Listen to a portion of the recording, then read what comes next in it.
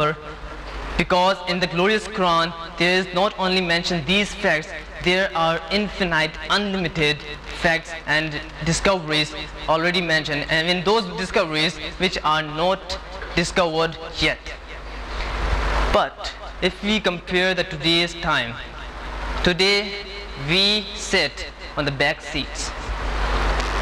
The scientists, I have told you the names, these all were some other scientists, but where are we? Why are we so lacking in these fields? Since we have the glorious Quran with us, why are we not researching on it? Where are we heading towards?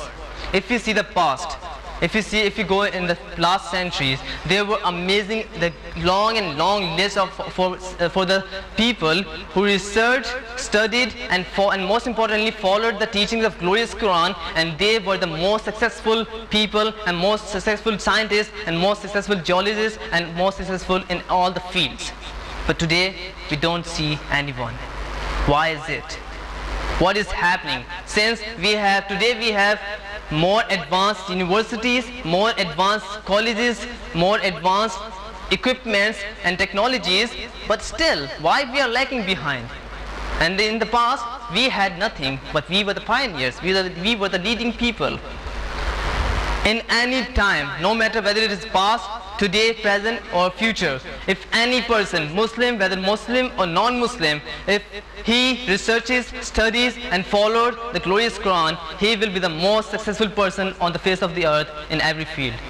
That's all for today, and now I will request Shazina to proceed the program. Thank you very much. What is said in the Holy Quran about the creation of universe, and science has proved it? What is said in Quran is true, and how? Well, the science has proved this discovered through their observations and through their proved scientific facts.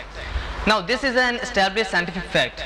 Now in my whole speech I have pointed out all the established fact, not the hypothesis, because many of times we know hypothesis takes U-turn, but proved facts are always proved. For example, that earth is spherical, earth is round shaped, this is a proved fact, this can never be changed. So similarly, in the same context, the scientists have discovered the creation of the fact through Big Bang theory.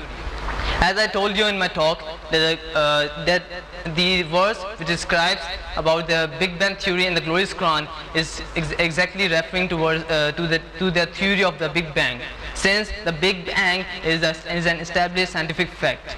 But here we have not to take science to check that whether Quran is right or wrong. We have to take the Quran as an origin to check, in fact to check the science. Because there is not a single verse, there is not a single word that has a mistake with the Quran, whether logical, scientific or in any aspect. That Quran is very logical and it is very scientific, so there is not a mistake.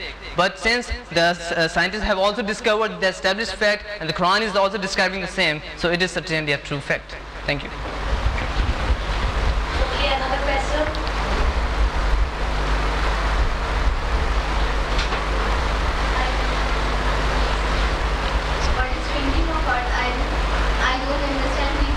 Sure.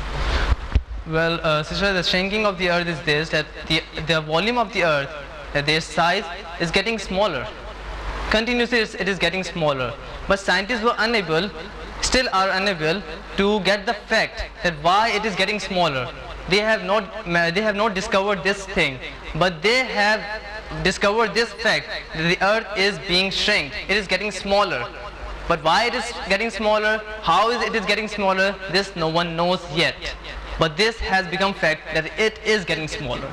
So the simple is this, that the earth is getting smaller and the pressure on the mass which is present in the center of the earth, that is getting compressed. That is not getting smaller, that is getting compressed. Like if you take a ball in your hand and you squeeze it, that will, the volume of the hand will decrease, but not the mass of the ball that is in the center. So same the case is going with the earth. Thank you. Okay, another question. If your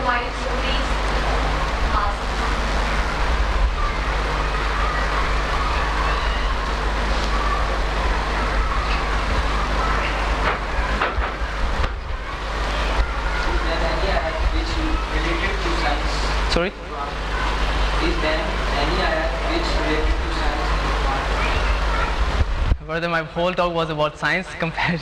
बता दें। Any ayat which is related to science. It's related to science. Well, initially let me tell you first thing, that the Quran is not a book of science, S-C-I-E-N-C-E. It is a book of science, S-I-G-N-S.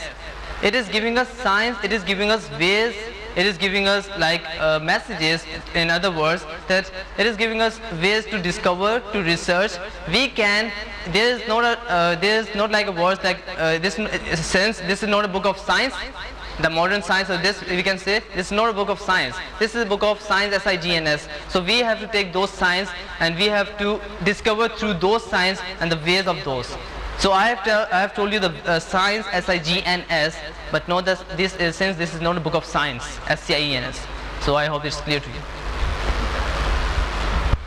Other questions? Please explain the part of Quran which you explained. Okay. Well, research has shown this thing, that the ants are living in communities, like we humans live, like we do work, like we